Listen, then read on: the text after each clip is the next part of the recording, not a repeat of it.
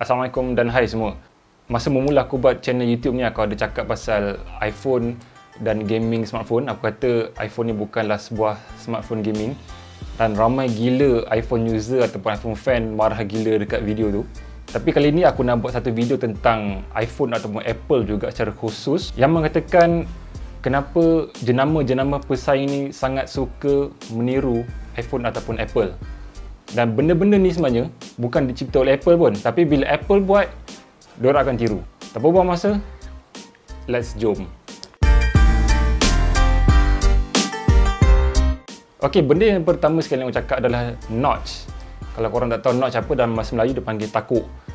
Takuk ni dekat atas dahi phone tu yang menempatkan kamera dan beberapa sensor. Sebenarnya iPhone bukanlah jenama pertama yang buat notch ni.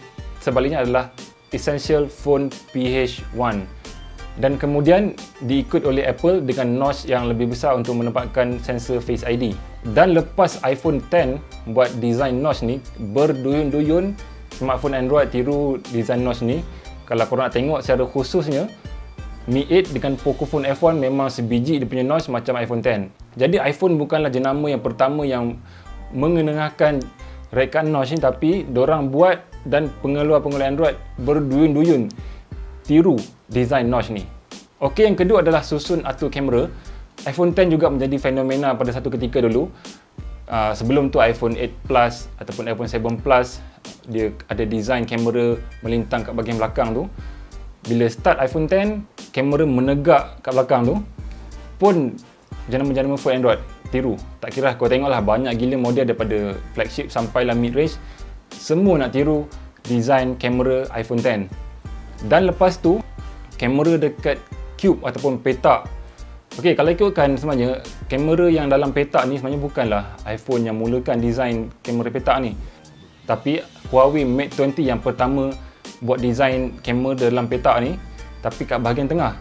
iPhone dia alih dekat bucu belakang phone tu, dan macam biasa, pengeluar-pengeluar phone Android tiru juga design ni dan menjadi fenomena sehingga sekarang ni. Kalau kita tengok design ataupun trend kamera pada tahun 2020 ni, memang semuanya meniru ataupun mendapat inspirasi daripada rekaan kamera iPhone 11 dan 11 Pro.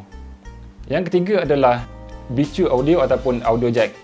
Okay, korang perasan tak? Sejak iPhone 7 buang audio jack tu, berduyun-duyun juga phone Android buang audio jack. Tak kiralah sama ada HTC, Huawei dan pelbagai lagi jenama yang terkemuka turut membuang earphone jack ni. Okey, mula-mula diorang troll kata apa, iPhone ni dah buang earphone jack lah. Lepas tu dia buat iklan, diorang bagi free earphone jack. Lepas tu dia kata earphone jack bukan rocket science lah, macam-macam benda troll yang diiklankan oleh syarikat-syarikat ni, contoh macam Huawei lah semua tu. Tapi at last diorang juga yang buang earphone jack dan memakan diri diorang balik.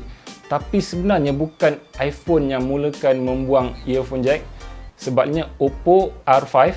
Sebab Oppo R5 ni dia nak mengekalkan design yang sangat-sangat nipis, iaitu senipis 4.9mm. Jadi untuk mengekalkan kenipisan ni, diorang terpaksa buang earphone jack. Jadi bila iPhone 7 dah mula buang earphone jack, kebanyakan ataupun hampir semua pengeluar Android dah mula nak mengeluarkan earphone jack daripada phone diorang. Okey, yang seterusnya adalah fingerprint scanner. Kalau korang perasan, iPhone 5S adalah jenama yang mempopularkan fingerprint scanner ni. Tapi iPhone 5 bukanlah jenama yang mempelopori ataupun jadi pioneer dalam fingerprint scanner ni. Antara jenama yang terawal yang mengintegrasikan fingerprint scanner pada sesebuah smartphone adalah Toshiba dan juga Pentec pada tahun 2004 tak silap aku. Pentec GI100 kalau tak silap aku lah, yang mula-mula mengintegrasikan fingerprint scanner pada sesebuah smartphone. Tapi bila iPhone 5S mula menggunakan front mounted punya fingerprint scanner, jadi berduyun-duyunlah jenama-jenama phone Android mula menggunakan fingerprint scanner pada phone diorang.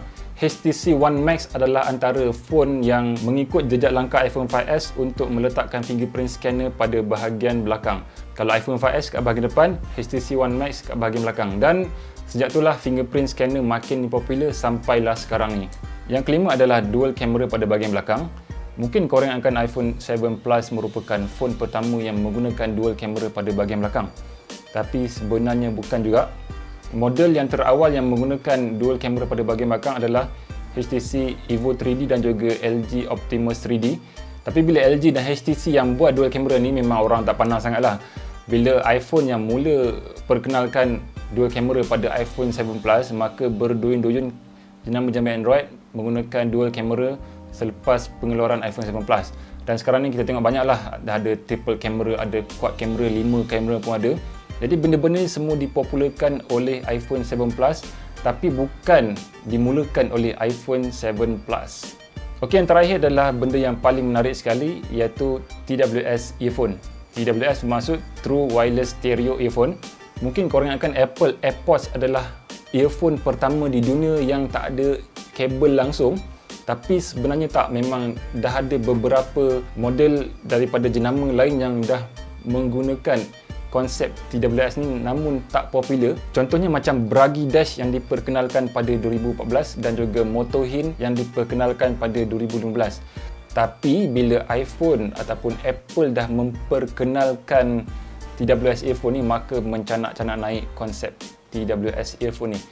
Kita tengok ada OnePlus Buds sekarang ni, ada Realme Buds Air, ada Redmi AirDots, Transmart Spunky Beat dan macam-macam lagi jenama yang memperkenalkan konsep TWS earphone. Jadi apa yang kita faham kat sini, Apple merupakan satu jenama trendsetter yang tak dapat dinafikan oleh peminat-peminat Android ataupun peminat-peminat iPhone sendiri. Memang aku pernah cakap yang iPhone ataupun Apple ni merupakan satu jenama yang trendsetter, yang bila dia buat satu benda tu orang akan ikut. Bila dia buat satu konsep tu, jenama lain akan tiru. Benda ni memang, aku cakap ni, setengah peminat-peminat tegar Android dia tak dapat nak terima. Dia kata aku ni iFact lah apa semua kan. Tapi benda ni memang tak dapat dinafikan. Kalau benda tu iPhone buat, memang dia akan jadi popular. Kebanyakannya macam tu lah. Okey, aku rasa itu saja perkongsian aku pada video kali ini. Dan aku harap korang boleh komen pendapat korang kat bawah ni. Adakah korang bersetuju ataupun tidak bersetuju. Sehingga bertemu lagi dalam video akan datang. Aku Kamu Rafiq. Jumpa lagi. Bye-bye. Assalamualaikum. Adios.